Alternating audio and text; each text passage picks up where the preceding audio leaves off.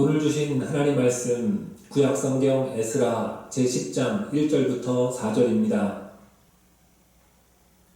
에스라가 하나님의 성전 앞에 엎드려 울며 기도하여 죄를 자복할 때에 많은 백성이 크게 통곡하매 이스라엘 중에서 백성의 남녀와 어린아이의 큰 무리가 그 앞에 모인지라. 엘람 자손 중 여히엘의 아들 스가냐가 에스라에게 이르되 우리가 우리 하나님께 범죄하여 이 땅 이방 여자를 맞이하여 아내로 삼았으나 이스라엘에게 아직도 소망이 있나니 곧 내 주의 교훈을 따르며 우리 하나님의 명령을 떨며 준행하는 자의 가르침을 따라 이 모든 아내와 그들의 소생을 다 내보내기로 우리 하나님과 언약을 세우고 율법대로 행할 것이라. 이는 당신이 주장할 일이니 일어나소서 우리가 도우리니 힘써 행하소서 하니라. 아멘. 할렐루야. 주님의 사랑으로 인사드립니다. 오늘 하루도 평안하셨습니까? 지난 여름에는 비도 참 많이 오더니 이번 겨울에는 눈도 참 많이 옵니다. 눈길에 넘어지지 않도록 조심하시길 바랍니다. 그래도 오늘 날이 많이 풀렸습니다. 얼어붙은 우리의 삶과 얼어붙은 우리의 마음속에도 하나님의 위로와 평강이 가득하기를 간절히 소망합니다. 스룹바벨이 1차 귀한 자들을 데리고 예루살렘에 올라와서 사마리아인들의 방해에도 불구하고 믿음으로 성전을 재건한 후에 기쁨의 눈물을 흘리며 정말 크게 감격했습니다. 하나님께 대한 감사와 열정은 정말 뜨거웠습니다. 그렇게 포로 신세에서 잃어버린 성전을 다시 찾게 되기까지 70년이라는 세월이 걸렸습니다. 놀랍게도 하나님의 약속대로 70년이 지난 어느 날 자신들을 포로로 끌고 갔던 바벨론 제국이 메대와 바사의 연합군에 의해 멸망해 버렸습니다. 이에 바사왕 고레스는 유다 백성에게 예루살렘으로 돌아가 성전을 짓도록 명령을 내립니다. 이 모든 배후에는 하나님이 계셨습니다.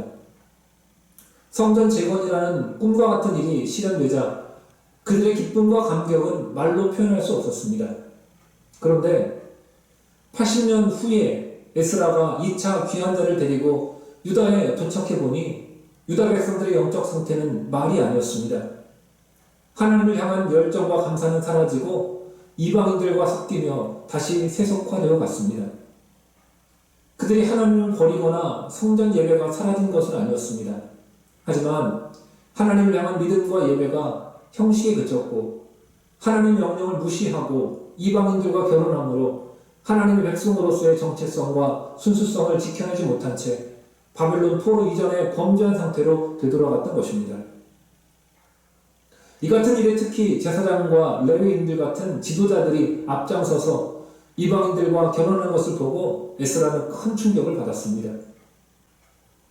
에스라가 예루살렘에 돌아와 보니 유다 백성이 도저히 하나님의 말씀을 받을 수 없는 영적, 도덕적 상태에 있다는 사실을 그는 보았습니다.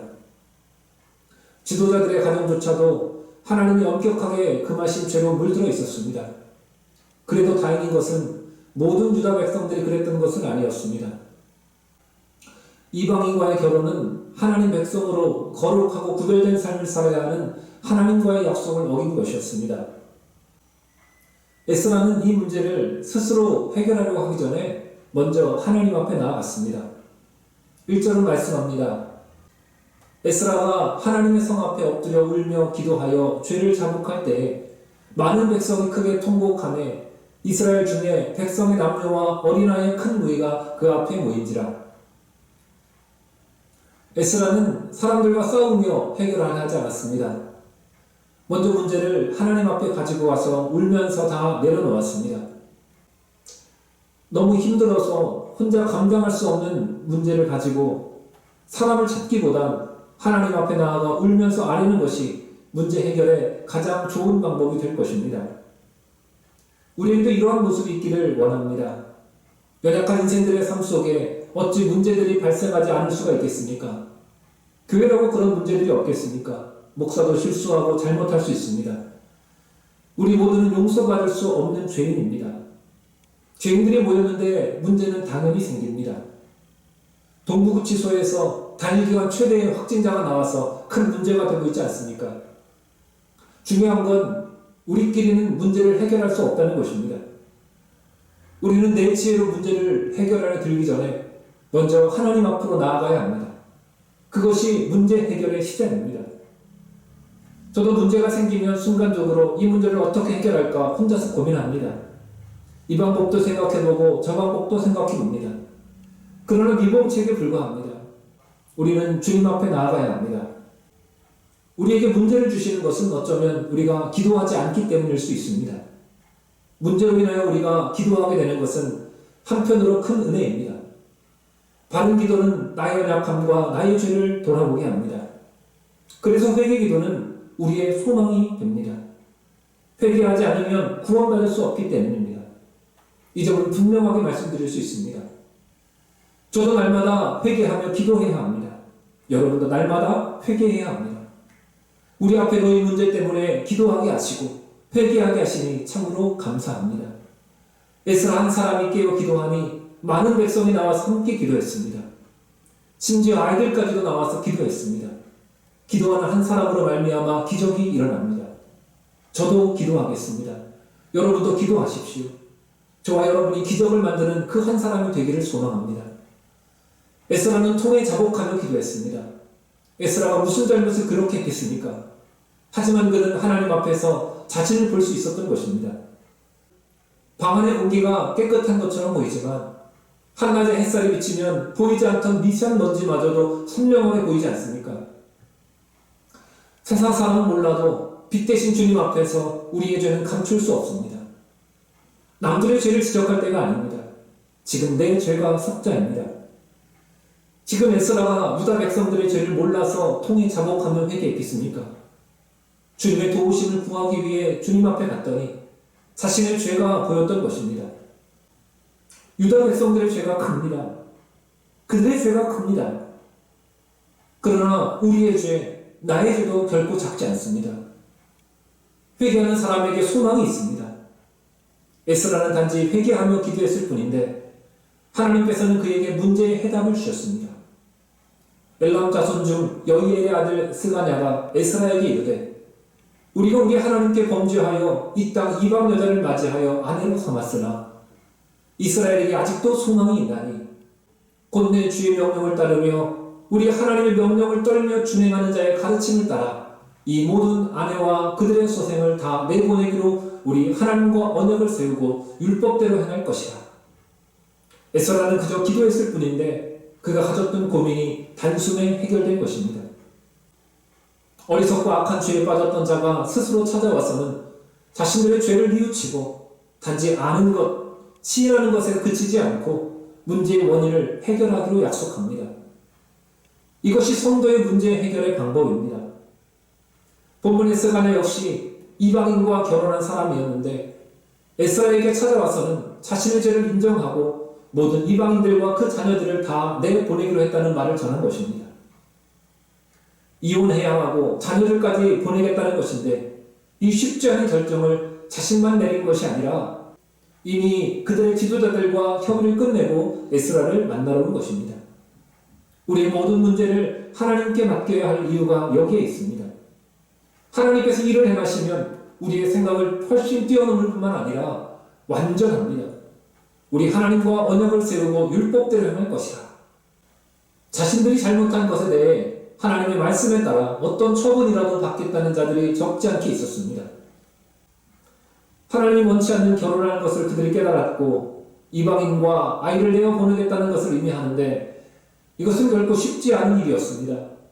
뒤따라오는 여러 가지 일들이 많은 것은 당연한 일이었지만 쉽지 않은 어려운 결단을 하겠다는 각오였습니다. 만약 이방 여인들과 결혼한 유다 백성들이 죽어도 헤어질 수 없다고 한다면 에스라도 어떻게 할 수 없는 상황이었습니다. 그런데 놀랍게도 백성 중 자신들의 잘못된 행위를 깨닫고 헤어지겠다고 결심한 사람들이 에스라에게 모이기 시작했다는 사실입니다. 이것은 하나님의 역사일 수밖에 없습니다. 그렇게 돌이키고 뉘우치는 자들이 있다는 사실만으로도 여전히 그들에게 소망이 있다는 것입니다. 우리들의 삶에 때로는 교회와 일터와 또한 가정에 문제가 있을 수도 있지만 하나님께서 함께 하시기 때문에 우리에게는 소망이 있습니다. 여러분들의 가정에 소망이 있습니다. 예능교회에 소망이 있습니다. 우리가 잠시 실수하고 잘못된 길을 가다가 다시 하나님께로 돌아오기만 결단하면 소망 있는 인생을 다시 살 수 있습니다. 여기서 이미 부흥과 회복과 치유의 역사가 시작된 것입니다. 4절입니다. 이는 당신이 주장할 일이니 일어나소서 우리가 도우리니 힘써 행하소서. 에스라의 회개기도 이후에 유다 백성들이 아무리 죄에 대하여 애통하고 슬퍼한다고 하더라도 실제 행동으로 옮기지 않으면 애통함은 아무 소용이 없습니다. 스가랴는 에스라에게 지금 소망이 있으니 일어나서 직접 행동을 취함으로 문제를 해결할 것을 촉구했고, 이 일은 에스라가 행할 일임을 말해 주었습니다. 여기서 스가랴가 에스라에게 이는 당신의 주장할 일이니 일어나소서라고 말하는 것은 에스라의 권위를 인정한 것입니다. 우리는 교회의 질서를 따르고 주께서 세우신 리더의 권위를 존중해야 합니다. 죄를 깨달았을 때 그저 감정적으로 슬퍼하며 아파하며 미안해하고 울기만 한다고 끝나는 것이 아닙니다. 회개는 그 죄를 알고 단지 멈추는 것이 아닙니다. 참된 회개는 멈추고 돌아서서 다시금 바른 길로 계속해서 걸어가는 것입니다. 주통 표지판 중 유턴과 비슷합니다. 우리가 길을 잘못 가고 있을 때 단지 멈추기만 했으면 문제가 해결되지 않습니다. 방향을 완전히 돌려서 목표 지점을 향해 부지런히 움직여야 합니다. 그러면 하나님께서 우리와 함께 하시며 반드시 회복시키시고 소망의 인생을 살아가게 하실 것입니다. 기도하겠습니다. 주여, 우리를 용서하여 주시옵소서. 빛 대신 주님 앞에서 우리를 바라보니 온갖 더러운 것들로 오염된 우리들의 모습이 보입니다. 남의 눈에 티끌을 보기 전에 내 눈에 들보를 보게 하여 주옵소서. 우리가 겪는 여러 가지 문제들 속에서 내 힘으로 해결하려 들지 않고 주님을 의지하며 주님께 간구하는 저희들의 모습이 되게 하여 주시옵소서. 우리들의 계획과 뜻대로 되지 않는다고 하여도 더 높으신 하나님의 뜻이 있음을 깨닫게 하셔서 날마다 실망하지 않고 소망이 가득한 삶이 되게 하여 주시옵소서. 사랑이 많으신 하나님 아버지, 오랜 시간 온전한 예배를 드리지 못하다 보니 우리의 믿음이 흔들릴 때가 있음을 고백합니다. 주님, 우리를 불쌍히 여기시고 주님의 의로운 오른손으로 붙잡아 주시옵소서. 연약한 믿음을 강건케 하여 주시옵소서. 상한 심령을 어루만지시고 위로하여 주시옵소서. 삶에 지쳐있는 자들에게 따뜻한 도움의 손길을 허락하여 주시옵소서. 인생의 여러 문제들을 해결하여 주시옵소서. 위기에 빠진 이들에게 손을 내밀어 주옵소서. 여러 가지 복잡한 일들로 고민하는 이들에게 평강의 복을 주시옵소서. 육신의 질병으로 고통당하는 자들에게 치료의 광선을 비추어 주시옵소서. 경제적 어려움에 있는 지체들에게 치유의 은혜를 허락하여 주시옵소서. 모든 것들을 인하여서 감사드리오며 예수님의 이름으로 기도드리옵나이다. 아멘.